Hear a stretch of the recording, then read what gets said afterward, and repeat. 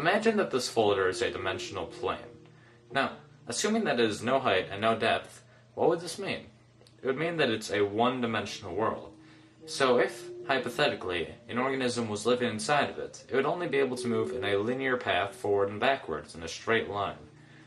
Now, if we go to the second dimension, we have two dimensions. We have width and we have length. So hypothetically, if an organism lived inside of here, then it would be able to move up, down, left, right, and anywhere else in between.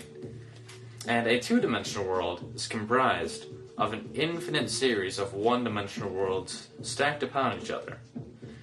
Just as our three-dimensional world, which has depth and length and height, is comprised of an infinite series of two-dimensional worlds.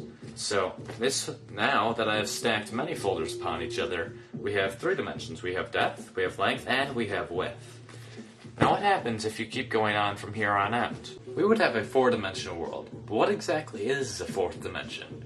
In order to understand this, we need to understand how dimensions are perceived. We live in the three-dimensional world, but despite that, we actually view things to be two-dimensionally. Take a perfect sphere, for example. If you're looking at a sphere, it looks just like a regular two-dimensional circle. The only way that you can tell it's an actual sphere instead of a circle is because of the hues of light on it. So just like in a two-dimensional world, if a organism in the two-dimensional world was looking upon a circle, the light would make it appear to be lighter at one end and darker in the middle. Also, if an object is moving closer and farther away from you, you don't actually perceive that it's getting closer and farther away. You see that it's getting smaller or larger, and then you assume that it's getting either farther away or closer. But let's say that an object was to grow in perfect equilibrium, so that it was growing at the same speed that it was shrinking as you move it farther away. Then you would not be able to tell, without any lights or if there were details on the object, that it's moving or growing at all. You may have assumed that since we perceive things to be in two dimensions, that a two-dimensional organism would see in one dimension. So, as we're watching this rubber band expand as it moves farther away from this little organism in the two-dimensional world, it does not actually perceive anything is happening to it because it's growing at the same speed that it's moving farther away. But since we can actually see it from the three-dimensional world and perceive things to be in two dimensions, we can see things for how they actually are. The reason that the two-dimensional organism doesn't see things the way they really are is because the two-dimensional organism sees things in one dimension, just how we, three-dimensional creatures, see things in two dimensions.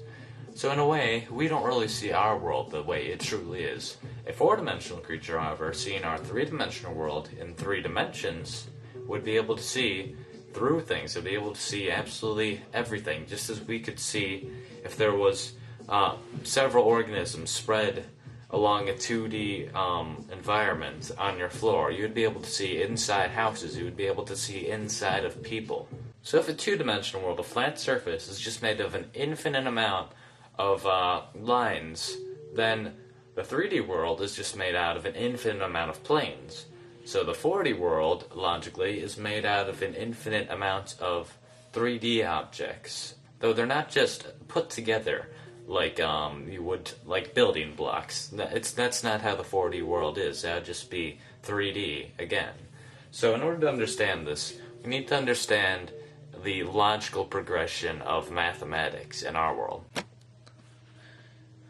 Imagine that this connects piece represents the first dimension. It's simply a straight line, which is basically what the first dimension looks like. And if you add 3 more of these straight lines and connect them so that adjacent sides are perpendicular and opposite sides are parallel, then you have the basic shape of the second dimension. You have a square. Now if you keep going from here and you add it so that there's a total of 4 squares, and all adjacent sides are perpendicular and all opposite sides are parallel, then you end up with, obviously, a cube. So if you tried to keep going from here, and you would have a 4-dimensional basic shape, you would have what's called a tesseract. Now I cannot show you a tesseract, but you need to understand that it's basically 4 cubes that are within each other that have all adjacent sides perpendicular and all opposite sides parallel. Yet there are 4 lines connecting to each vertex. So a tesseract would look somewhat like this picture. Now that's not exactly what it looks like, because this is a 2-dimensional depiction, and obviously not all of the lines are straight. So I cannot show you what a tesseract actually looks like, because we cannot perceive things in the 3rd dimension.